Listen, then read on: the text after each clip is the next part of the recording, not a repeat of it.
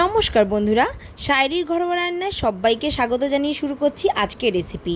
তো বন্ধুরা, আজকের রেসিপিটা একটু স্পেশাল হতে চলেছে, তোমরা তো দেখে বুঝতেই পারছো। চলো তাহলে পুরো ভিডিওটা দেখে নাও। তো ফ্রেন্ডস, আজকের ভিডিওটা কি হতে চলেছে তোমরা তো আশা করি বুঝতেই পারছো। তো ফ্রেন্ডস, আমি কিন্তু এই বিরিয়ানি কিটটা কিনেছি। তো 30 মিনিটসে কিন্তু বিরিয়ানিটা রেডি হয়ে যাবে। খুব ইজিলি 3 স্টেপেই কিন্তু তোমরা বিরিয়ানি তৈরি করে নিতে পারবে। তার জন্য সময় লাগবে মাত্র 30 মিনিটস। তো চলো আজকে আমি তোমাদেরকে দেখিয়ে দেবো যে এই বিরিয়ানি কিটটায় কি কি আছে আর কিভাবে স্টেপ বাই স্টেপ রান্নাটা করে নিতে হবে। দেখো, এই বক্সটার গায়ে কিন্তু সব কিছু কিন্তু মেনশন করা রয়েছে। কি প্রসেসে কিন্তু বিরিয়ানিটা করতে হবে সেটাও কিন্তু মেনশন করা রয়েছে, আর কি কি ইনগ্রিডিয়েন্টস এর মধ্যে দেওয়া রয়েছে স্টেপ বাই স্টেপ, সেটা তোমরা ফলো করলেই কিন্তু ইজিলি এটা করে নিতে পারবে। আর এই বিরিয়ানি কিটটার নেট ওয়েট হচ্ছে 334 গ্রাম। তো এর মধ্যে রয়েছে দাওয়াত বাসমতি রাইস, আর রয়েছে অথেন্টিক বিরিয়ানি পেস্ট, আর রয়েছে অ্যারোমেটিক হোল স্পাইসেস, আর বুরহানি রায়তা সিজনিং। তো এই 4টে জিনিস কিন্তু রয়েছে। তো চলো তাহলে বেশি দেরি না করে আমি আজকে তোমাদেরকে কিটটা আগে ওপেন করে দেখিয়ে দিই, তারপরে রান্নাটা শুরু করছি। এই কিটটার মধ্যে রয়েছে দেখো বিরিয়ানি পেস্ট, আর দেখো বাসমতি রাইস। পেস্টটা তো আমি অলরেডি আগেই বের করে নিয়েছি, তো আমি তোমাদেরকে আরও একবার দেখিয়ে দিচ্ছি। দেখো, এনাফ, যথেষ্ট, খুব দারুণ রয়েছে। আর এটা রয়েছে বুরানি রায়তা সিজনিং। তো এইটা হচ্ছে টক দইয়ের সাথে কিন্তু মিশিয়ে পেস্টটা রেডি করতে হবে। আর এই 3টে জিনিস তো তোমাদেরকে দেখিয়ে দিলাম। আর তার সাথে রয়েছে অ্যারোমেটিক হোল স্পাইসেস। তো রাইস কুক করার সময় কিন্তু এটা দিয়ে দিতে হবে। আর এখানে কিন্তু একটা কার্ডের মতো রয়েছে। তো এখানে কিন্তু কি করে এটা প্রিপারেশন করতে হবে অল ডিটেলস এখানে মেনশন করা রয়েছে, তোমরা চাইলে একবার এটা দেখে নিতে পারো। তো দেখো, আমি কিন্তু রাইসটা ভালো করে ধুয়ে নিয়েছি, আর 30 মিনিটসের জন্য কিন্তু আমি রাইসটা ভিজিয়ে রেখেছিলাম। এবার জলটা আমি জাস্ট একটা জায়গায় ঝরিয়ে রেখে দিয়েছি। তো দেখো, মশলার প্যাকেটটা আমি ওপেন করে নিয়েছি। ফার্স্টে আমি তোমাদেরকে দেখিয়ে দিলাম কত সুন্দর কালার, আর কিন্তু অলরেডি ফ্লেভার বেরোতে শুরু করে দিয়েছে। তো আমি এখানে চিকেন নিয়েছি 300 গ্রাম। তোমরা যে কোনো ভেজিটেবলস দিয়েও করতে পারো বা মাটন দিয়ে করতে পারো। তো আমি এখানে নিয়েছি চিকেন। তো এর মধ্যে আমি দিয়ে দিচ্ছি জিরের গুঁড়ো, তার সাথে দিয়ে দিচ্ছি লবণ, আর দিচ্ছি কাশ্মীরি রেড চিলি পাউডার। তো এই সব কিছু দিয়েই কিন্তু একটু ম্যারিনেট করে রাখবো। আর তার সাথে দিয়ে দিলাম 2টো চিড়ে রাখা কাঁচা লঙ্কা, আর একটু রিফাইন তেল দিয়ে তো আমি এই চিকেনটাকে কিন্তু একটু ম্যারিনেট করে রাখবো। তাহলে কিন্তু মশলাটা যদি চিকেনের সাথে ভালো করে মেশানো থাকে তাহলে রান্না করার সময় কিন্তু খুব বেশি অসুবিধা হয় না।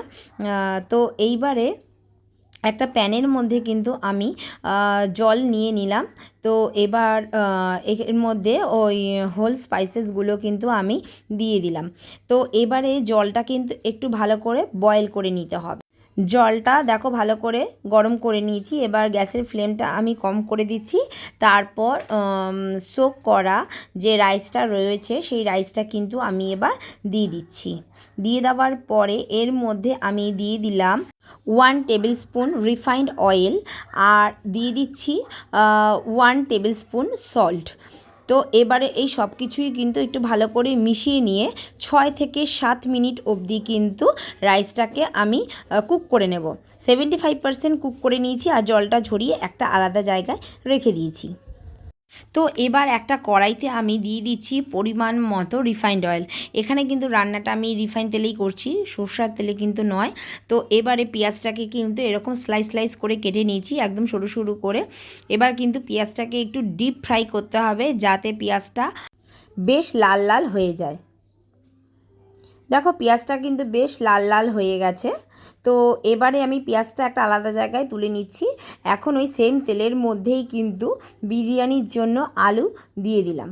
তো আলুটা দিয়ে দেওয়ার পরে একটু হালকা লবণ ছড়িয়ে দিলাম, আর আলুটাকেও কিন্তু লাল লাল করে ভেজে একটা আলাদা জায়গায় তুলে রাখলাম। তো দেখতে পাচ্ছ এখানে আমি বেরেস্তা আর হচ্ছে আলুটা ভেজে রেখে দিয়েছি। এবারে চিকেনটা প্রিপারেশন করার জন্য কড়াইতে আমি আরও দিয়ে দিলাম 2 থেকে 3 টেবিল চামচ অয়েল। এবার তার মধ্যে কিন্তু ম্যারিনেট করে রাখা চিকেনটা দিয়ে দিচ্ছি। চিকেনটাকে কিন্তু একটু ভালো করে কিন্তু নাড়াচাড়া করে নিতে হবে, যাতে মশলাটা দিয়ে দেওয়ার পরে খুব বেশিক্ষণ যাতে কষাতে না হয়।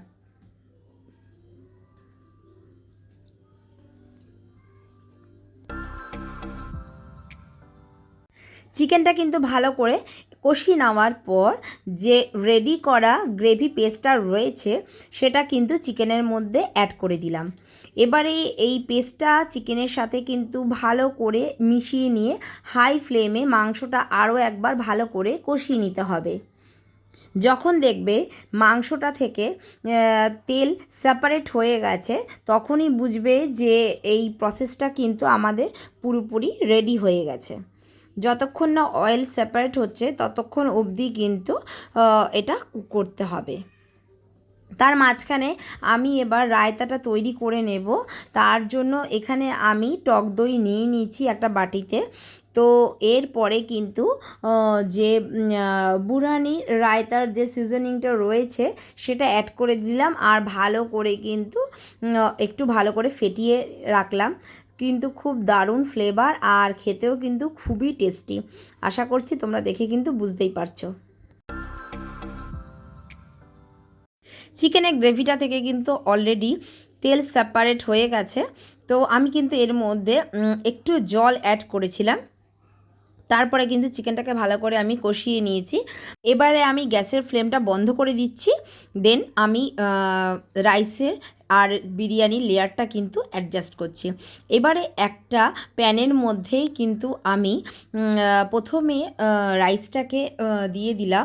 তার উপরে আমি আমার মতো দেখো অ্যাডজাস্ট করে নিচ্ছি। তোমরাও কিন্তু এইভাবে করতে পারো, বা নিজেদের পছন্দের মতো একটু আলু দিয়ে দিলাম, পেঁয়াজের বেরেস্তাটা দিয়ে দিলাম, তার সাথে আমি চিকেনটা দিয়ে দিচ্ছি অল্প অল্প করে ছড়িয়ে স্প্রেড করে। তো এখানে কিন্তু সব কিছুই কিন্তু অ্যাড করা রয়েছে, যে কেওড়া জল, গোলাপ জল, এগুলো সব অ্যাড করা রয়েছে, তাই জন্য এক্সট্রা কিন্তু তোমাদের দিতে হবে না। তো এরকম লেয়ার করে করে কিন্তু আমি এটা তৈরি করে নিলাম। তারপরে কিন্তু আমি লো ফ্লেমে বিরিয়ানিটাকে দমে বসাবো 7 থেকে 10 মিনিটের জন্য।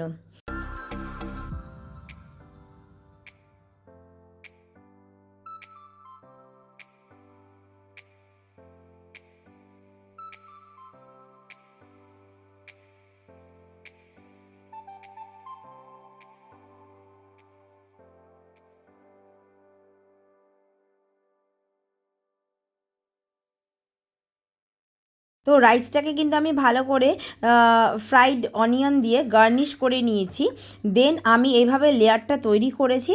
এবারে কিন্তু আমি এটা লো ফ্লেমে দমে বসাবো। তার জন্য কিন্তু কভার দিয়ে করে দিতে হবে। 7 থেকে 10 মিনিটের জন্য দমে বসানো হয়ে গেছে। এবারে কিন্তু তোমরা ঝটপট চিকেন বিরিয়ানি সার্ভ করে দিতে পারো। তো বন্ধুরা, রেস্টুরেন্ট স্টাইলের বিরিয়ানি তাহলে আমরা ঘরেই বানিয়ে নিলাম।